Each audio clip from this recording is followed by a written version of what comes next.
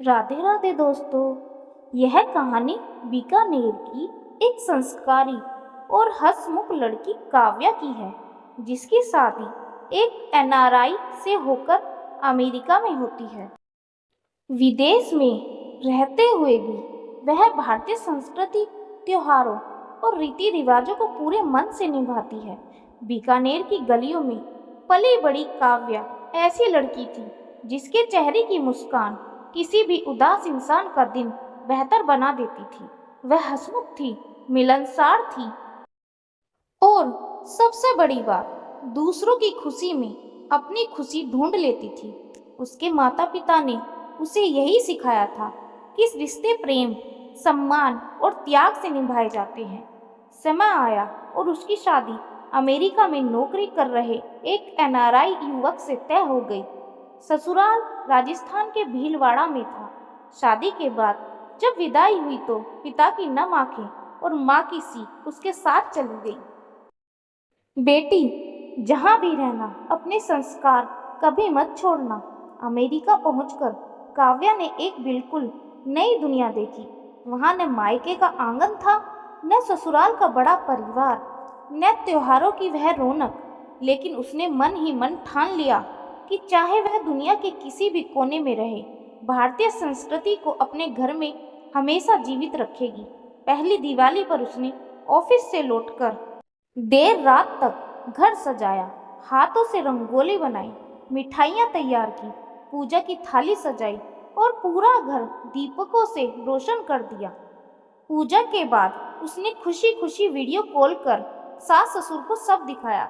उसे उम्मीद थी कि आज उसकी मेहनत देखकर सब खुश होंगे, लेकिन फोन के दूसरी तरफ से आवाज आई, रंगोली तो ठीक है, लेकिन हमारे यहाँ ऐसे नहीं बनाते। काव्या के चेहरे की मुस्कान कुछ पल को थम गई, फिर उसने खुद को समझाया कि शायद अगली बार सब ठीक हो जाएगा। करवा चौथ आया। सुबह 4 बजे उठकर उसने सर्गी खाई, पूरा दिन ऑफिस में काम किया और शाम को घर सजाकर व्रत की तैयारी की। रात को जब वीडियो कॉल हुई तो सास ने कहा, इतने साल हो गए शादी को, अभी तक रीति रिवाज ठीक से नहीं सीखे। काव्या ने कुछ नहीं कहा। उसने हमेशा की तरह मुस्कुराकर बात खत्म कर दी, लेकिन फोन कटने के बाद उसकी आंखें भर आई।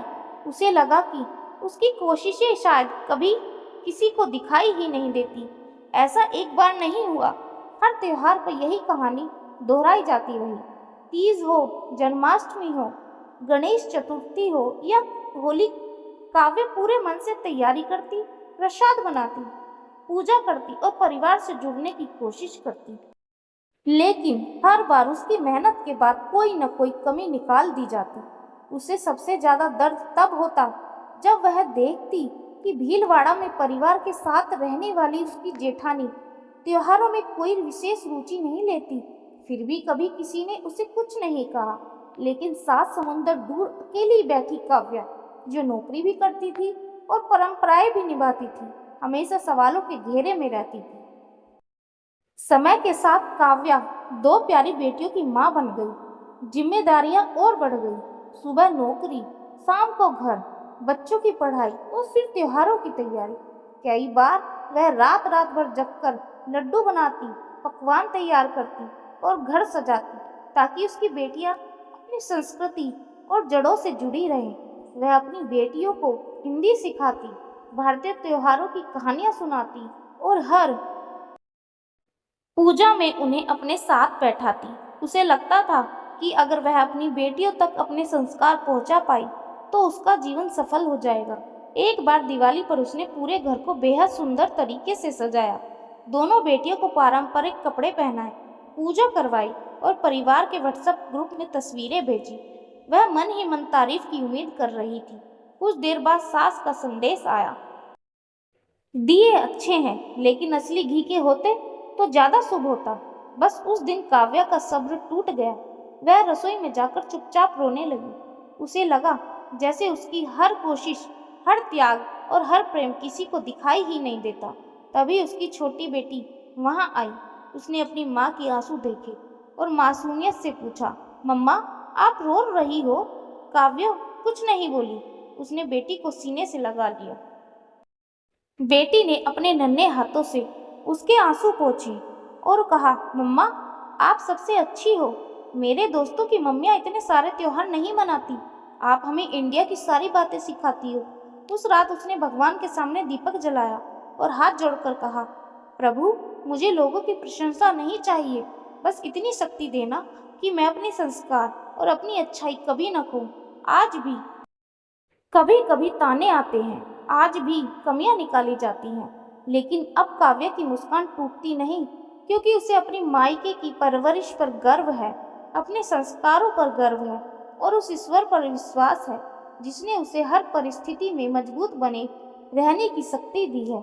सात समंदर पार रहते हुए भी उसने अपनी मिट्टी की खुशबू को जीवित रखा है और यही उसकी सबसे बड़ी जीत है। क्योंकि कुछ लोग कमियां देखते रह जाते हैं, जबकि कुछ लोग चुपचाप इतिहास रच देते हैं। काव्या उन्हीं लोगों में से एक है। तो मेरे प्यारे दोस्तों, आप लोगों को यह कहानी कैसी लगी? प्लीज़ कमेंट बॉक्स में लिखकर जरूर बताना। और इस कहानी से हमें क्या सीख मिलती है? कहानी थोड़ी सी भी पसंद आई हो तो लाइक करें, शेयर करें और चैनल को सब्सक्राइब करना ना भूलें। धन्यवाद दोस्तों।